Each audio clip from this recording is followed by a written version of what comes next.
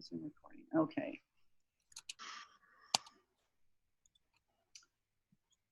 So good afternoon and welcome. Thank you for joining us. This is our premier inaugural series of virtual press conferences for the Green Party of the United States 2020 Presidential Nominating Convention. This is an experiment for us and probably for most of you. So before this gets started, I'm going to go over a few points. The press is muted so we can minimize any extra noise. The moderator will start by introducing each speaker in turn, after which they will open the floor for questions or may ask a question of the office holders. This is a little bit of a different format, but we do have a half hour, so answers can be brief, and then we'll open the floor to questions and answers. Press, if you'd like to ask a question, please use the raise hand function or type question in the chat area. Or if you can't do that, just wave your hand and we hope to spot it. If you'll be asked to unmute, you'll get a prompt and then unmute on your end. You'll remain unmuted for your question and follow up. Be aware that if someone runs into a problem with bandwidth, poor connection, you may be dropped either by us or the application itself. Want to remind anyone watching this, more information about the Green Party, the convention, and where you can watch it and other public events can be found, if you're media, in your press packet and schedule. Otherwise, you can look on gp.org, and if you look at gp.org/live, you'll find our convention being streamed tomorrow. We're streaming on Facebook, YouTube. We'll have live English captioning and simultaneous ASL interpretation. I'll now turn this over to our moderator today, who is himself a former elected official, Mike Feinstein, a co-founder of the Green Party of California and co-chair of the Green Party of the United States, former Green mayor and city council member in Santa Monica, California. Also, since 1994, Feinstein has tracked and maintained a list of Greens running for public office across the United States, a very valuable service. He works as co-administrator of the elections database, gpelections.org, and he's advisor to the Coordinated Campaign Committee. He'll also be presenting, actually he has done this presentation already, so, but you can learn more about the database by going to our website, and we'll get back to this press conference. I'll turn this over to you now. Mike, over to you. Great. Good morning, everybody, and welcome. And a lot of times people talk about thinking globally and acting locally. That's what people associate with the Green Party. Well, today we're thinking globally and running locally. People actually taking that philosophy and running for local government. We have 2 school board members, a city council member, and a neighborhood council member who are going to be talking about how they're bringing green ideas into the governing process. Our first 2 speakers are school board members. Evelyn Pridemore is the vice president of the Redford School Board in Michigan, and Dave Akmanovitz is the school director at the Quakertown Community School District in Pennsylvania. Evelyn, we're going to start with you, and I just want to, on behalf of everybody here, welcome you to the Green Party. Apparently you're relatively new Green as well. So why are you in the Green Party, and how does your green thinking apply to education policy? So I'm in the Green Party because I'm frustrated with the status quo of the 2 big parties out there. And I have a 20-something son who challenged me to start thinking about our future and the abolishment of a 2-party system. And he just really said, Mom, if people like you don't step up, then it'll never happen. And so I started thinking about the future of my children and my grandchildren and my great-grandchildren and what I wanted for them. And it just started to really line up with where we are as Greens. You know, as women, as parents, you know, where we are in this country right now. And so I went away from what I had been my entire adult life and became a Green.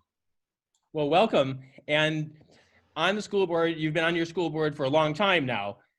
How are you bringing in those kind of values? How do they apply in the education system in your community? You know, I think the biggest value that we bring that applies to education is diversity and equity, especially in a district like mine that is very socioeconomically challenged, and about 85% free and reduced lunch. There's no equity in education in those situations a lot of times. And we've become very diverse. Our district has changed a lot just in my time on the board, as far as our composition of race and diversity. So I think the fact that I have such a passion for, and our party has such a passion for bringing more inclusion, guides my decision making as a board member. And for me, if it doesn't fall in line with what's best for every student in the district, then it gets a no vote. Great, thank you. Dave Akmanovitz from the Quakertown Community School District in Pennsylvania. Welcome, Dave. Hi, thanks for having me. Why did you become a Green, and how does your Green thinking apply to education policy? So why did I become Green? All the way back in '99. I mean, I remember back in high school researching the political parties and realizing, Clinton and Bush were, candidates back then, if I'm dating myself for some of you, or not so much for others. But I realized neither one of those candidates represented my interest, even in high school. And I was introduced to Ralph Nader. Ralph Nader was this independent guy with this Green Party that, as a teenager, you've never heard of. Start doing my own independent research, and pretty much the days before the internet was really mainstream. And you could find out, a little bit of information here and there. And I realized that I could register in Pennsylvania as a Green. And so I did straight away, because the Green Party, from all the research I could do, definitely reflected my values. And so I've been a long, long time Green now for over 20 years. So you're in office, voters have trusted you. How do Green values apply in education policy? That's a fantastic question. And I actually think that I bring my Green impact with me to every meeting. With respect to the 4 pillars, promoting democracy by encouraging our administration to continue to use parental feedback, polling, parental-led work groups, community on our decision-making, community feedback on our decision-making as much as possible. As the directly affected community members, their feedback is definitely the most meaningful. Promoting a sustainable and environmentally friendly options where applicable is a very responsible thing for us to do as anybody. But as a Green, I can serve my community by making sure that they get the resources to replace all the light bulbs with LED lights, and make sure that we provide our geothermal systems with routine maintenance, for example, keeping costs down and fossil fuel emissions low. I can promote social justice and social welfare because all of that is within my power. I'm happy to say we are the first district on the board. This is the first district in over 40 years to pass a 0% tax increase in our district. And as a community that's really, really high in the poverty level, we need to be aware of the needs of the many. And the needs of the many in our district are the struggles of the low-income family. Many students do not count on, many students do count on schools as their primary source of nutrition, education, social development, extended family, or it's possibly their safe space. I'm also involved in those daily decisions. And finally, inclusive communities serve the many, which benefits everyone. Actions like my resolution for the MLK Day of Service or moving for single color graduation robes are all also within my power as a school board member, and it's impactful on a large scale. Great, thank you so much. So over US Green history, people say, oh, what do you do in between running for president? Well, the reality is we've run thousands of people for local office, and since Greens first started running in the United States, we've won over 1,200 offices, 1,200 races in the country. And most of the highest ones, we've had a couple people elected to state legislatures, but most of them where we've had the highest level have been city council and county supervisor races. And Cam Gordon is a several-term Green city council member from Minneapolis, who I have the good fortune of knowing because I was raised in Minnesota. Cam, the city of Minneapolis is really known for some very progressive things. You were, I think, the first city to outlaw single-family zoning in order to promote more housing. You have elections by ranked choice voting, also something that's very progressive. But this summer, your city council has taken an even more immense step in the response to the killing of George Floyd. Can you talk a little bit about that and your role in that process and your thinking of where it's going to go? Sure. We certainly are in a critical time in the city of Minneapolis, and we've been devastated by the police murder of George Floyd, and that news that spread throughout the world, and also from the protests and the riots that followed.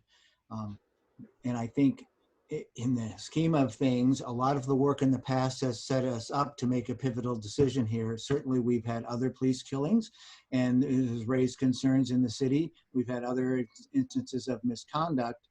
And I would say ever since Greens started getting elected in Minneapolis, those values have been seeping more and more into the government. We had our first Green elected in 1997, happened to be a dual party endorsement then, but then we've had just Greens elected on the city council since then, and the park board.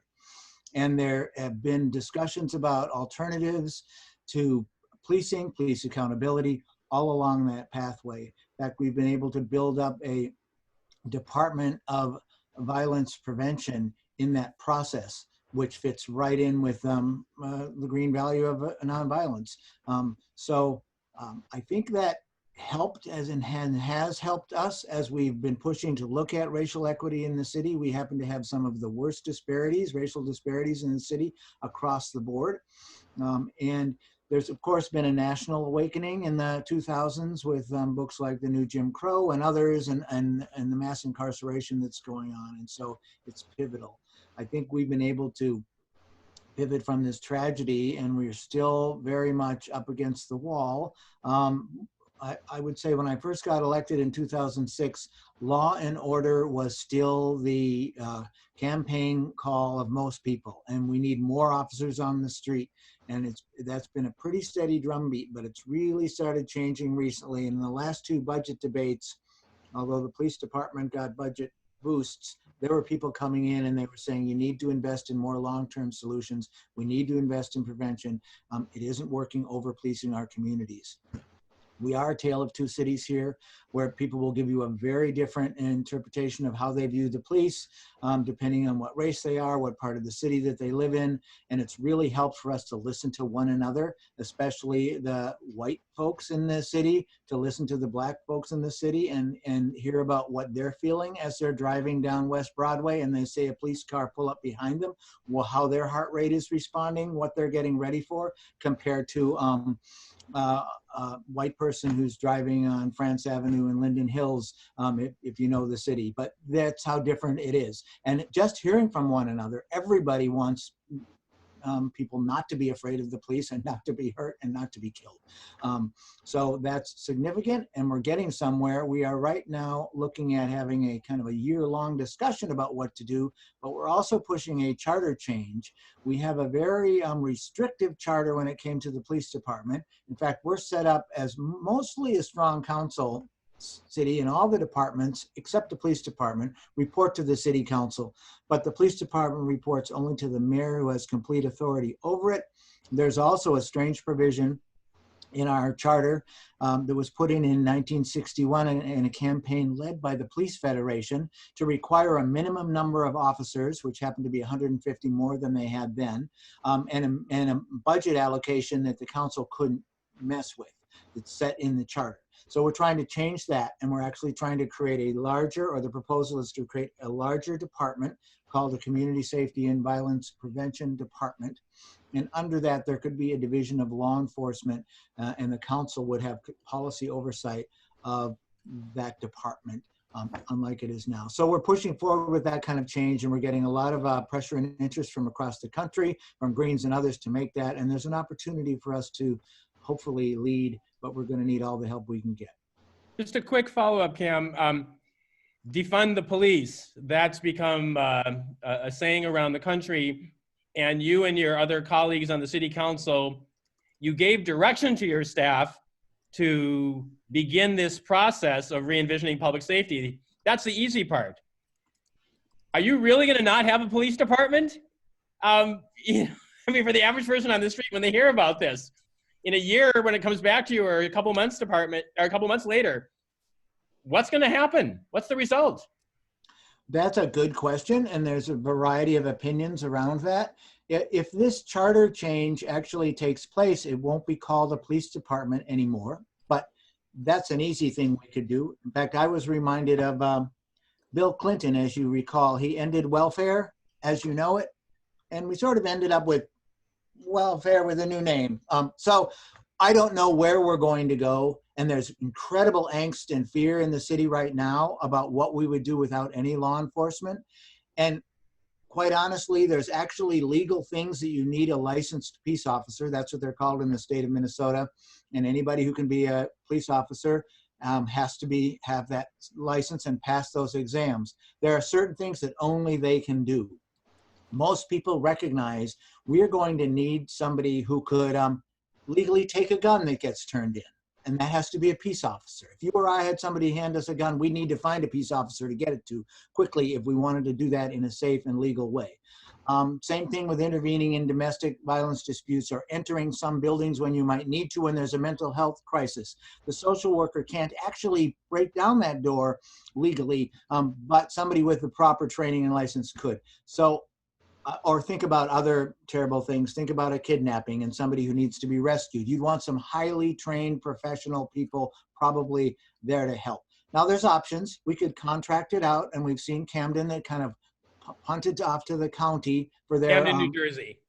Yes, and we've also seen many smaller cities in Minnesota who got rid of their police departments in the last 10 years, and they usually just turn it over to the county and somebody else does those kind of work when it's needed to be done in their localities. So we're having that big debate now. I think there are some people who can reimagine building up community level safety to such degrees that you wouldn't need that intervention very much. A lot of people can imagine maybe we don't need the police doing so many directed patrols. What if that was somebody else, like an outreach worker or an ambassador who could help people in there in trouble, give them directions, and then call for more help if they needed an ambulance or a fire truck. Same thing with first responders and 911 calls. Right now in the city, it's almost a race, whoever can get there first. The ambulance might not come if it's not coded in properly, but a lot of times if it's a medical emergency, even the fire, the ambulance, and the police are all dashing there. Well, we're looking at what could we do to have other first responders and have it so that it can be clear about who goes where, when. So I think we're doing a critical and careful and thoughtful evaluation, and I will just say this, because I know I can talk about this topic a long time, but I want everybody to be reassured that public safety is like the number one reason we're doing any of this. And we want to make sure that we have the best safety for everybody right now and during any transition. And ultimately the goal is we make sure that it's a safer city for all of us when we go forward with whatever tools we're using. Thank you, Cam. And now we go from office holder who's literally talking about issues of national importance, and that's just how fate had it. You were in that place at the right time, to a very, very local style of government, Danielle Mead, who is the infrastructure chair for the Hollywood Hills West Neighborhood Council in the city of Los Angeles. Welcome, Danielle. You need to hit your unmute. I'm going to hit your So that was I will mention too that Perry Red has now joined us. Oh, Perry's here too. Oh, good. Yeah. Okay. So, and Perry also had a question for Cam about the St. Paul Reparations Act, which you can get back to. We'll take questions after we hear from our speakers. So our next two speakers are actually neighborhood council folk, Danielle Mead in Los Angeles and Perry Red in Washington, D.C. So let's start out with you, Danielle. And what is the neighborhood council, and how does that affect livability issues in a megalopolis like Los Angeles? Sure. So a neighborhood council is really the most local form of city government in the city of Los Angeles.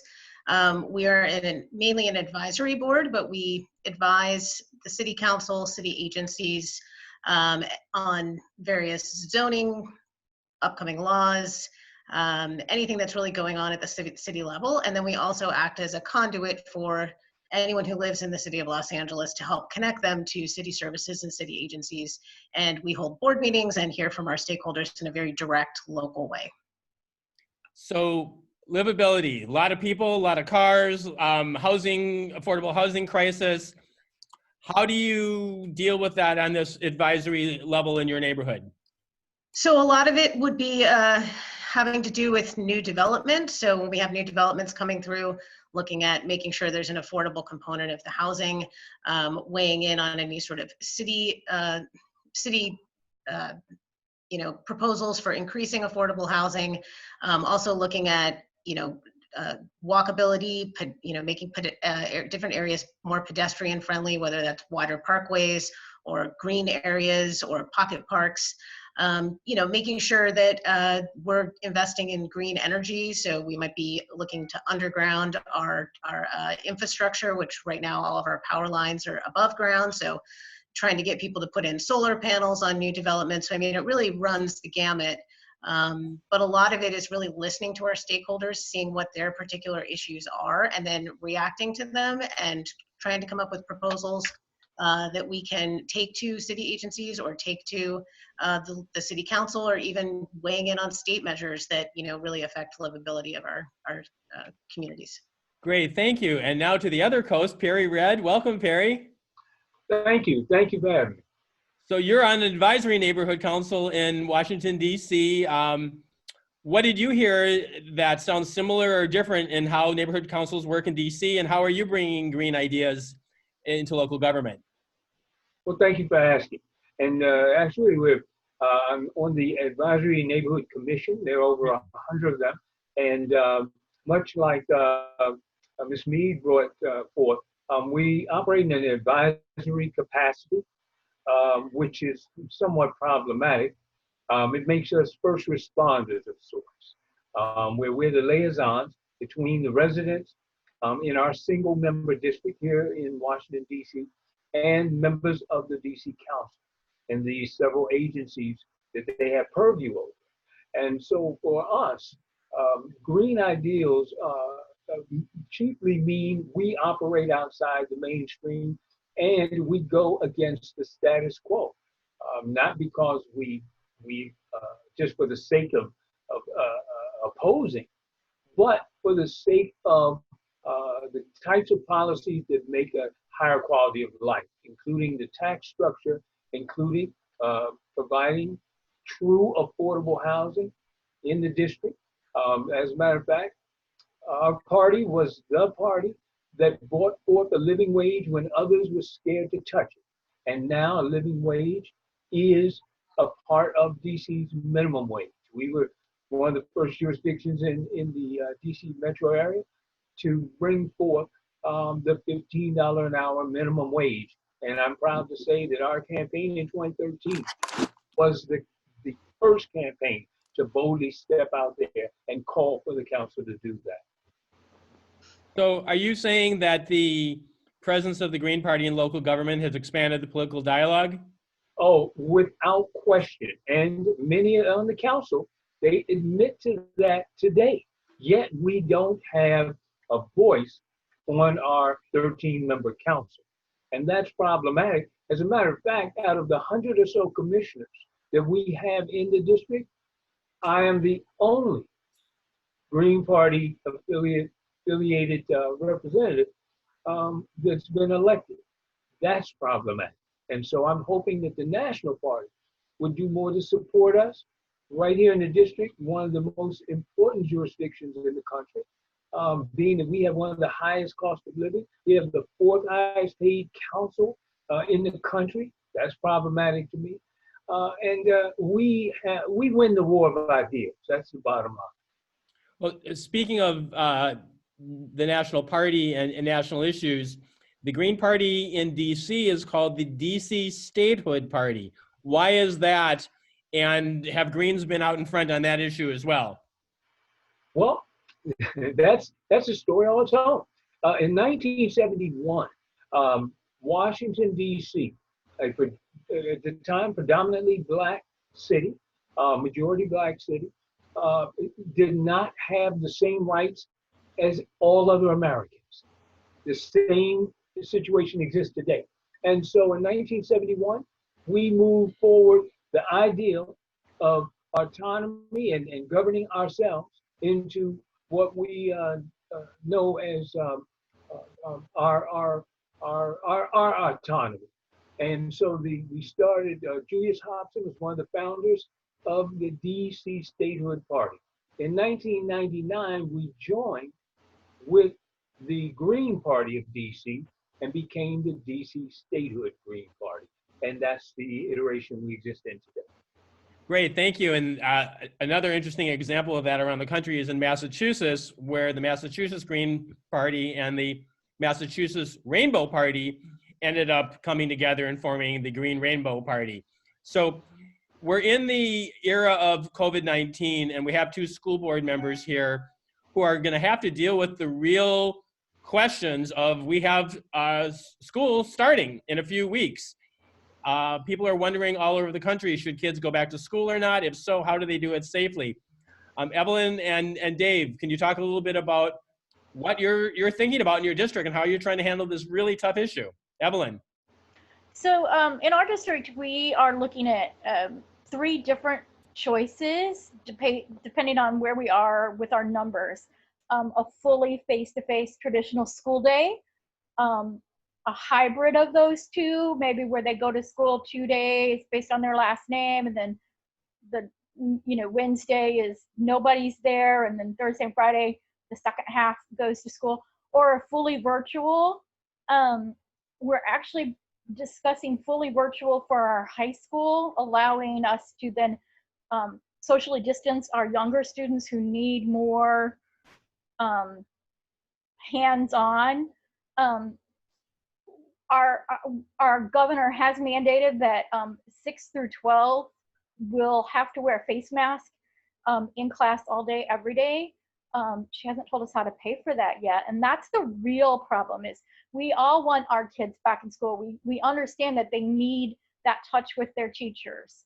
That's the best way for many of them to learn, but how do we do it safely in a time where we're looking at fewer dollars per student in the state of Michigan? We're probably going to lose about $800 per student because of the economic crisis. And now we have to implement all of these, safe practices. And how do you do that? Do you eliminate busing? Well, so we're in the end stages of our process of, what our plan is going to be.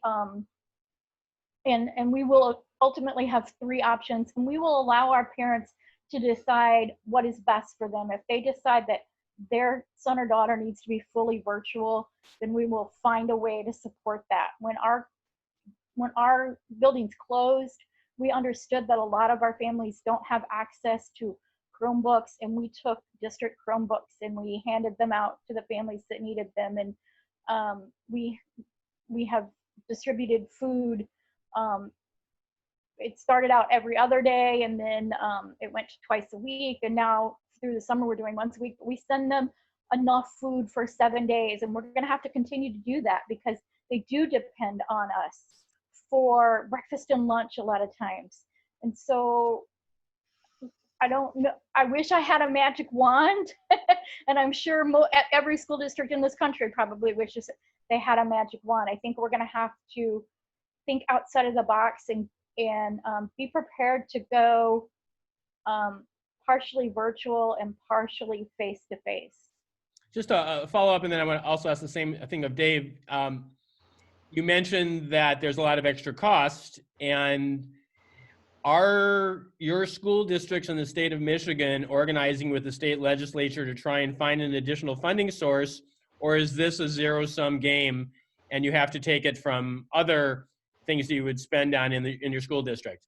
Well, I think it's going to be a combination of both. Last week, the governor of Michigan did announce that she has $256 million in funding for us to help with those safety costs.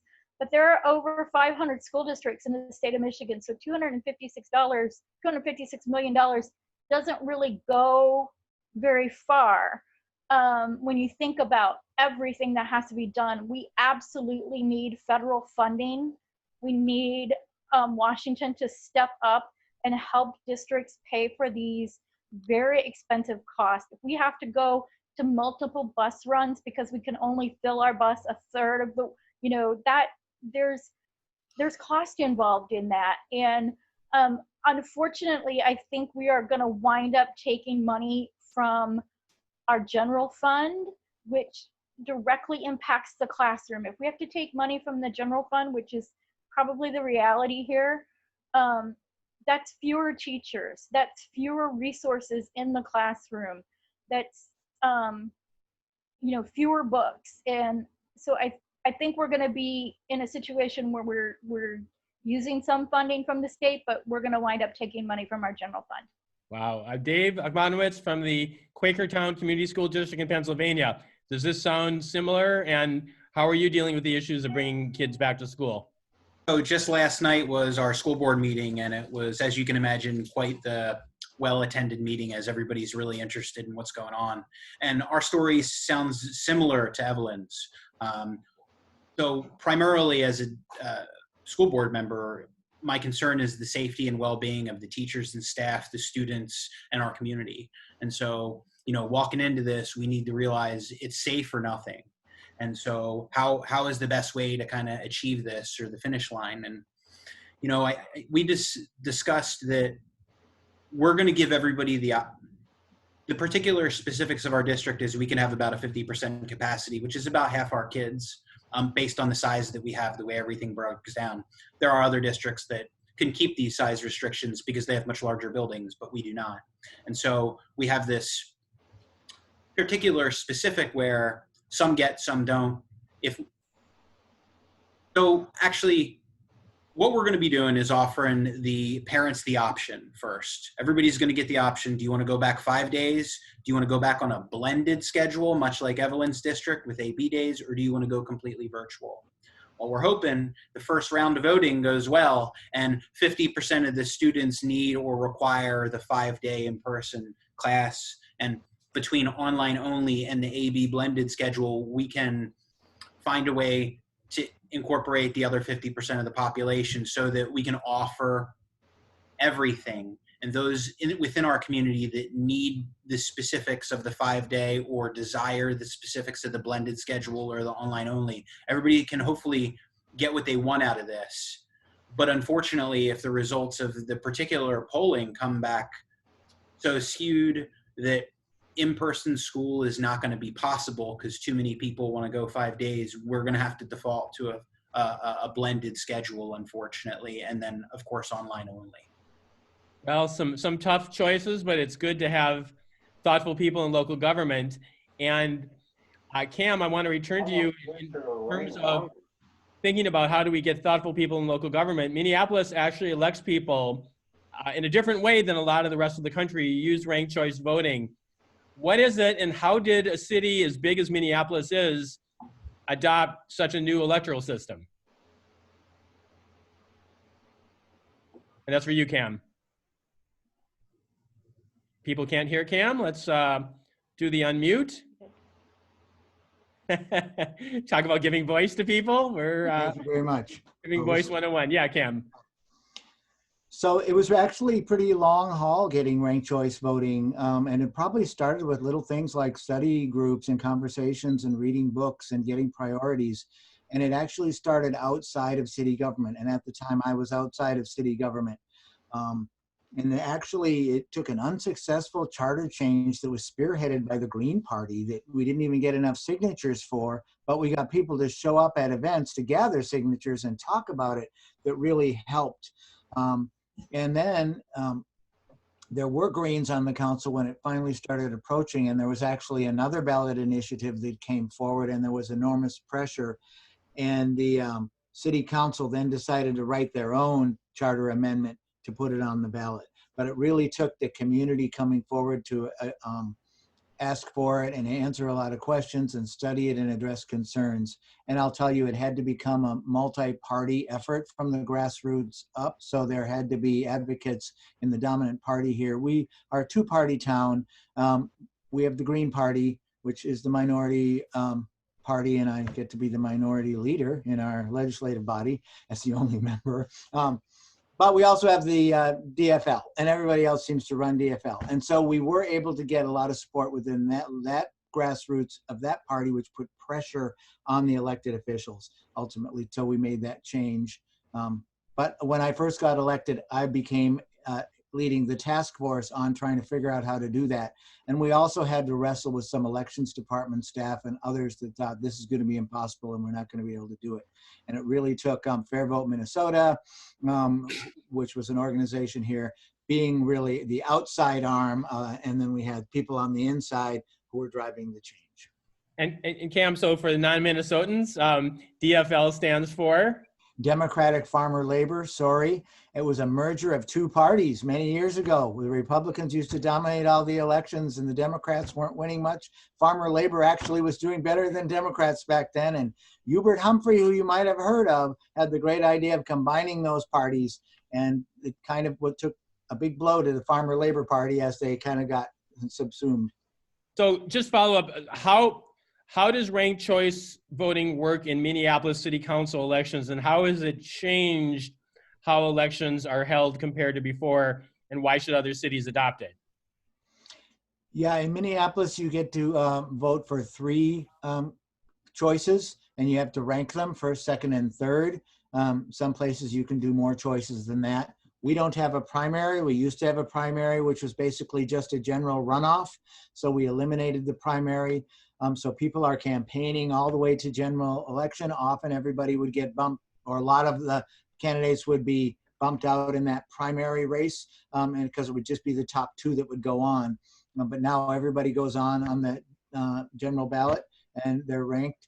And people probably know how the system works. But first, the first choices are counted. And if there isn't a majority winner with the first choices, then they look at what are the last choices and the least votes, and then they reassign those preferences up. So people's second choices then move into their first choice spot. We also do it for the park board, and I will just note that we have 3 at-large park board seats. So that's really a proportional represented system, and you can win that vote with just getting the kind of minority that you need, and then the extra votes are reapportioned out there. That was kind of done on the, I don't know what the right word is, on the lowdown, because it's just those 3 seats. And so the ranked choice voting, which most of them were for single seats, and everybody got that. But now we actually have a proportional system here. So you can win with the minority of votes one of those park board seats if you're running at large.